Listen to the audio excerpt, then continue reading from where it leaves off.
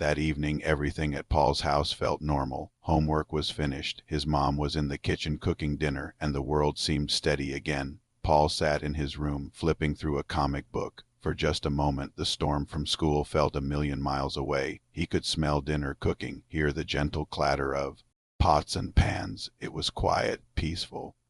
The kind of quiet that makes you feel safe. He settled back, thinking maybe, just maybe, things were finally getting back to normal. He turned a page, lost in the world of superheroes and villains, feeling the day's tension finally start to fade. It was just a regular evening, or so he thought. Then the quiet was broken. At first, it was just a murmur, but it quickly grew into shouting.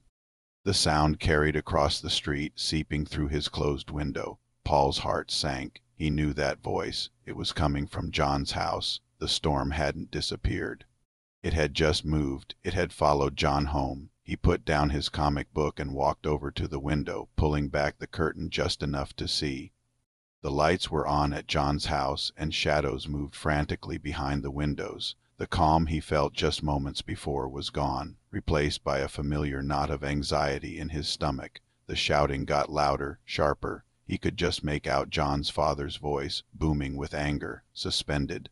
"You've brought shame on this family. Do you have any idea what you've done?" The words were like thunder, shaking the very air. Through the window, Paul could see the scene unfolding in their living room. John was sitting on the couch, hunched over, making himself as small as possible. His father paced back and forth, a furious storm of a man, his shadow stretching across the walls. John's mom stood nearby, her face pale, watching helplessly as the anger filled every corner of the room, pressing down on her son, suffocating him. John didn't say a word. He just sat there, taking it all in. Suddenly, John's mother moved. She stepped right between John and his father, her arms out slightly as if to form a shield. "That's enough." Her voice was firm, though it trembled. "He's just a child." But her courage only seemed to fuel the fire. The shouting escalated, spilling out of the open door and into the street. Neighbors started to peek out of their own homes, drawn by the commotion.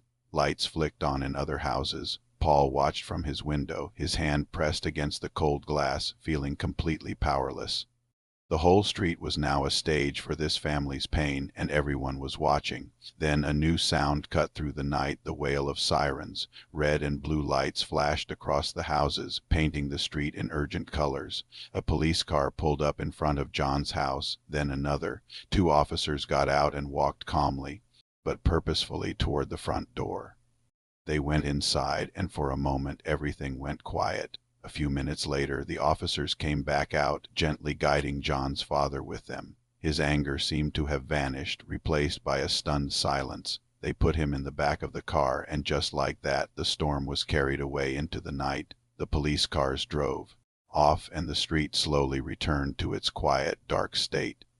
Paul let the curtain fall and walked back to his bed. He lay down, staring at the ceiling, but he couldn't sleep. The echoes of the angry shouts still rang in his ears. The flashing lights still seemed to dance behind his closed eyes. He thought about John, alone in that house now. He thought about how one person's actions at school could create so many ripples, spreading out and crashing into so many lives. He wondered if telling the truth had really fixed anything, or if it had just unleashed a different kind of storm. How could so much pain come from one place? And could things ever truly be peaceful again? He didn't have any answers.